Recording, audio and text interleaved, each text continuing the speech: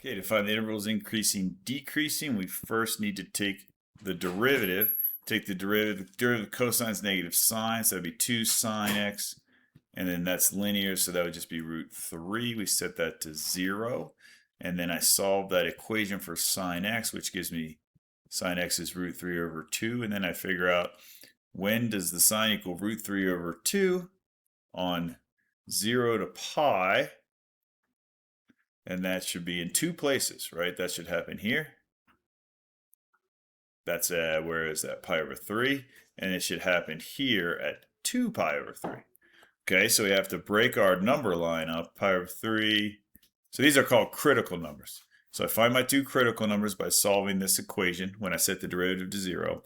And then I break the number line up by those critical numbers, but the number line is restricted. That is all the values of x from just 0 to pi. So I start at 0 and I end at pi. So I go 0 to pi over 3, pi over 3 to 2 pi over 3, and 2 pi over 3 to pi. Those are the intervals that I test. All right, and the way I do this is I pick a test point. So let's see, pi over 4 is a good choice for this one. Pi over 2 would be a good choice for this one. And what is almost here, I guess that's 5 pi over 6 is probably my best choice. Special values, because I know what the trig values of those are. I know what the sine of all those are. So I plug in pi over 4. So let's do this one.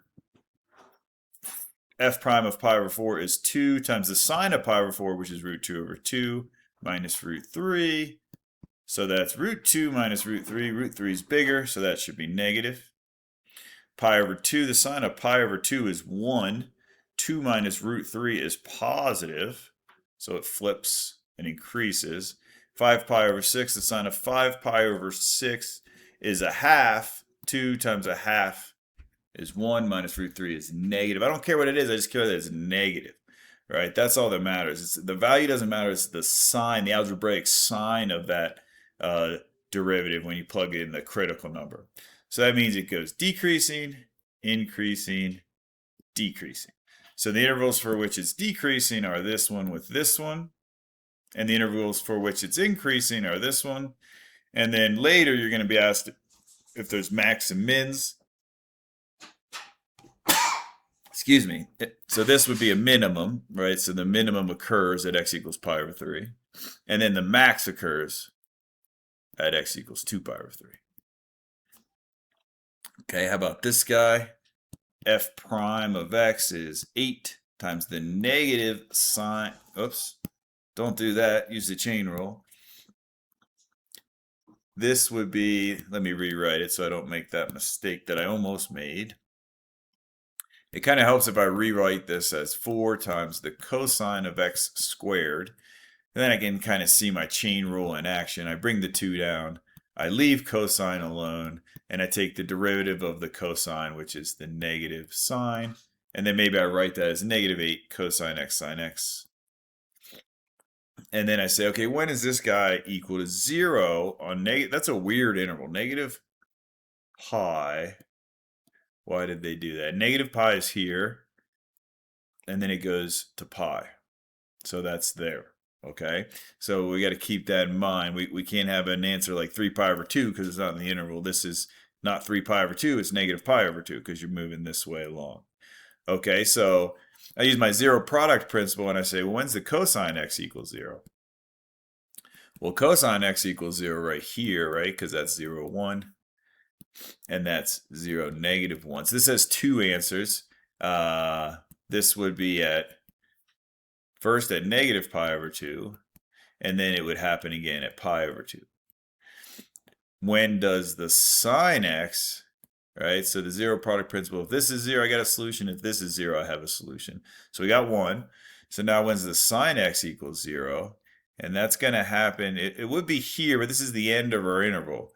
So we're not too worried about that. We're worried about this point because this is the point 1 comma 0, and that's sine value 0. And that happens at x equals 0. Okay, so these are my 3 critical numbers. Critical numbers. Potential max and mins.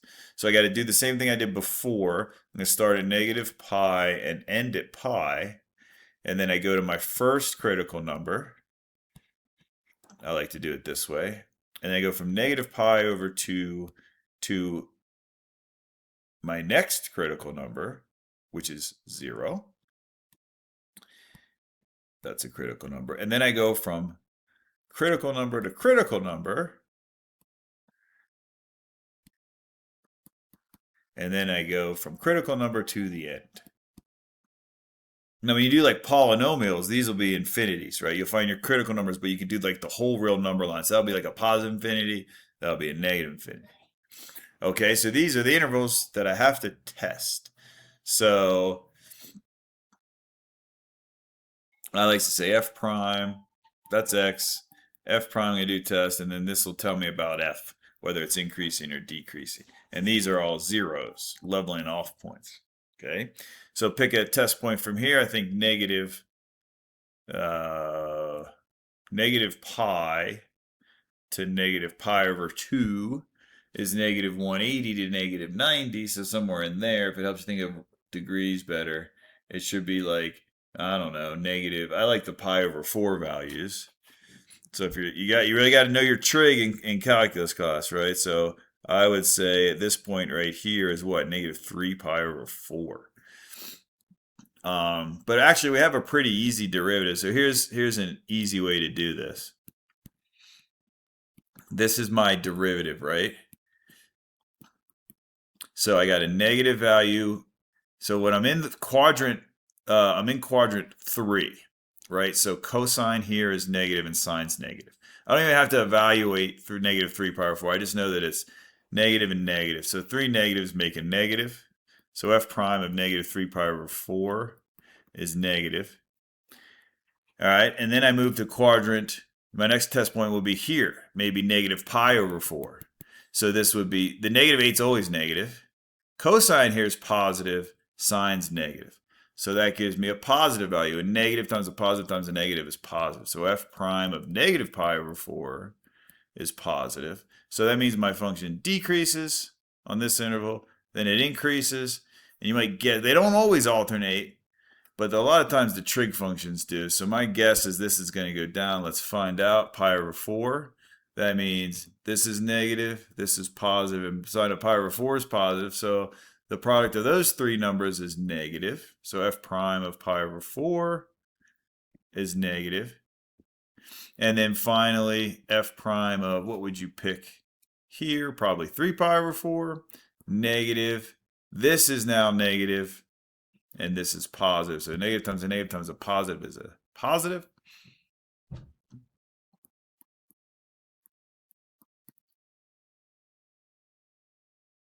Positive, and then it increases. Okay, so there's my intervals. The intervals on which it's decreasing are this guy and this guy. The intervals which it's increasing, this guy and this guy. And later on, when we ask about max and mins, this would be a local minimum. This is a local maximum, that is the x value, and this is a local minimum. Let's just talk about that real quick because you'll do these later. So there's a max. Where does the max occur? At x equals 0. But if you need the output, you have to plug in 0, and this is where it gets a little tricky. You got to plug in 0 to the original function. Okay, because the original function is, if you want to know the y value, you're not doing derivative stuff, you're just plugging in 0 to the function just to get the output. So that'd be 4 times the cosine of 0 squared, which would be 4. So if you're asked for the max as a point, it would be 0, 4.